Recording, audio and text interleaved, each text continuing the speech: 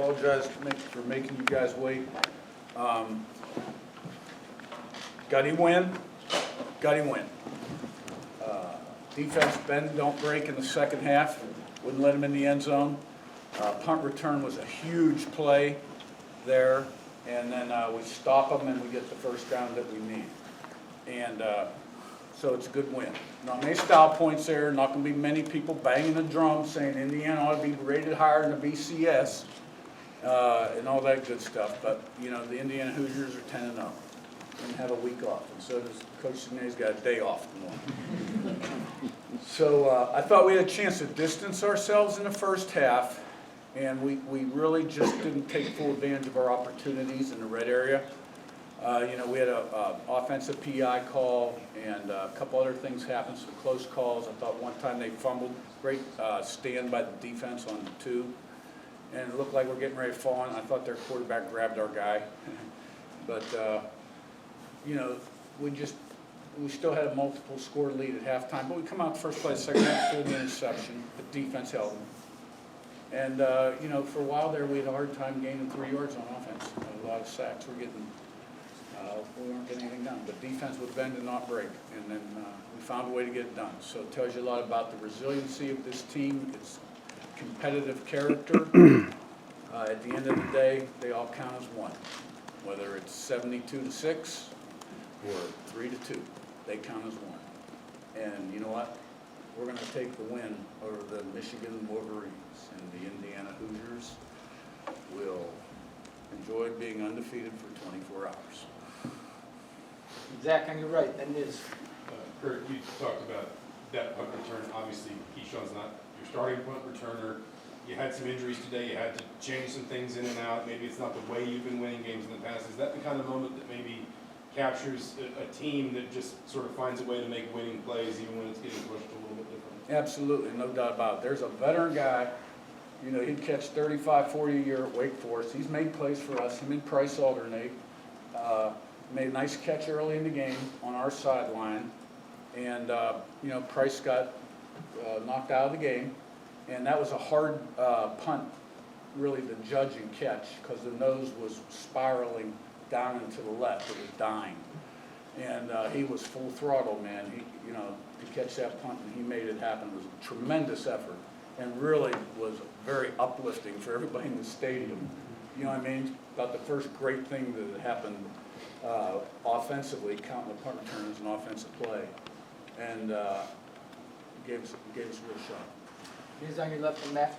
Yeah, I mean, they have a talented defensive front, but what was different in the second half that allowed them to kind of maybe generate some more pressure and kind of put you guys on your heels? Well, the interception was a bad way to start, and then we had some protection issues.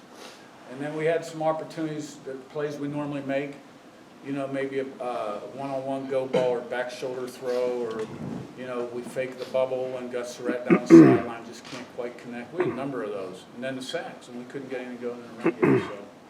So, and we had, you know, it just wasn't happening. Did you sense any nervousness there then from the offense with some of those kind of being off a little, or what would you sense kind of maybe off on the sideline?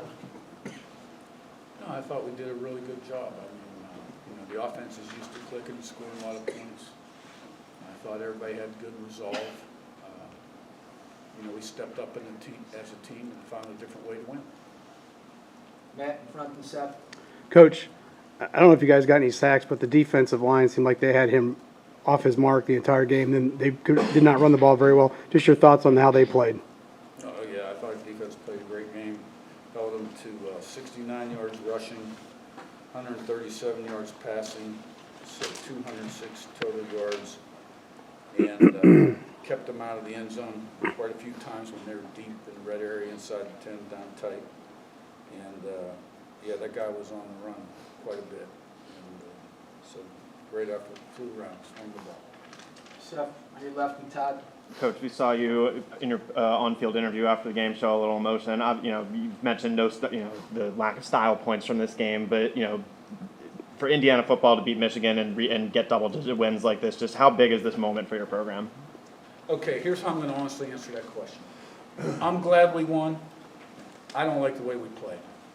I'm not happy with the way we played, and particularly on offense in the second half. And so we got to take a good look at the film Monday and see what happened.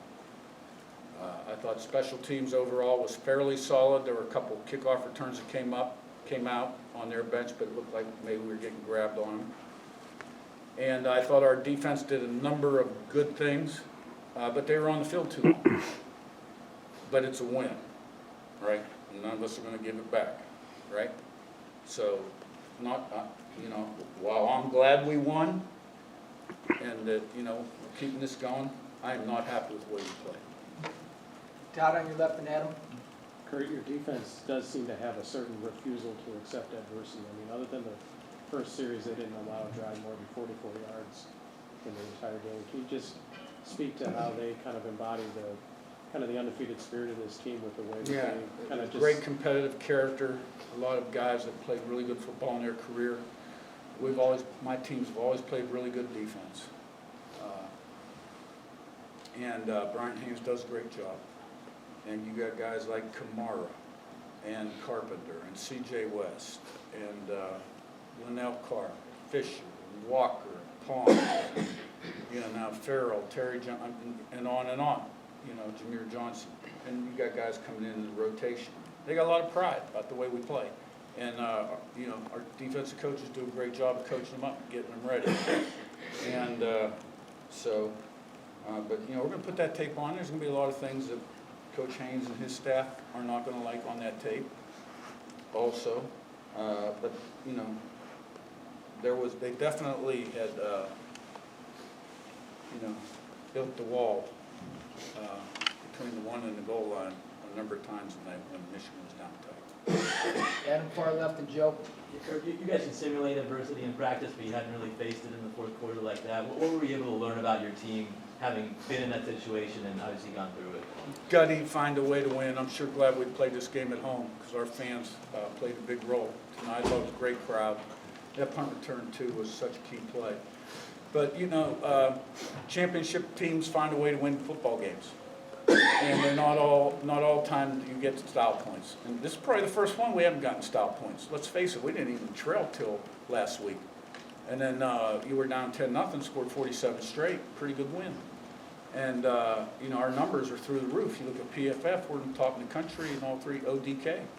But we obviously had our struggles, but we found a way to get it done. And this is a team. This is a team. And everybody thinks, everybody's goal is the same. And, I can't say enough about these guys. I don't throw many bouquets out there. We all know that. But you guys have accomplished quite a bit. So I can reflect on that for tonight. And then we get back to work on Monday. And have a good off week. Sammy up top, then Zach Beebe. Coach Nico Radich last week set the single season program record for extra point, but he hadn't really kicked in the clutch. That last field goal, 42 yards, career long. Just what have you seen from him to have confidence that he's going to hit that kick when you need it the most? Yeah, he's done a great job on the extra points. Like you said, we haven't had many field goals because we've scored so many touchdowns down there. But did he have 2 or 3 tonight? 2? And they were both huge. And so he's been kicking well in practice. And, so we didn't kick the 51 or 2 yarder with him. Thought about it. But the offense thought they had a play that could work and it had a chance, we just didn't make it happen. So, he's calm and cool and accurate and has a good disposition, which is great for a kicker. And so we've been fortunate to have a lot of good kickers the last 5-6 years that been pretty good. We have a certain way we manage them, that I manage them. But at the end of the day, they got to put it between the uprights. Zach Beebe in front and Jim. Coach, you mentioned guys like Aiden Fisher, C.J. West, guys like that. How important are those types of guys in a game like this from an on-field leadership perspective? Well, I mean, you got to have good leadership on your football team to have a successful season. And if you are a good leader, that means you can persevere through tough times and overcome obstacles and adversity, and you know how to handle success too. And you lead by example, right? Others follow. So, those guys had big games tonight. And there are probably a number of guys that had big games tonight. And, but that's why we are where we are, because we got a lot of guys like that, you know what I mean? And C.J. West was a guy, he was a key addition to this football team after spring ball.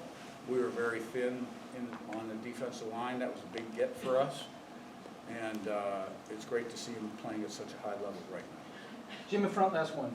Curt, I know it's better for the ticker to win 47-13 or whatever the case may be, but with the 2 weeks off coming up and yet another gigantic challenge, having a game with this kind of adversity in those 2 weeks, is this something that you think will help the team focus even more so going forward? Yeah, I think this team understands that no matter, we can find a way to get it done. But I think if you polled them, they would all prefer to execute at a much higher level and score more points. All right, thanks, guys.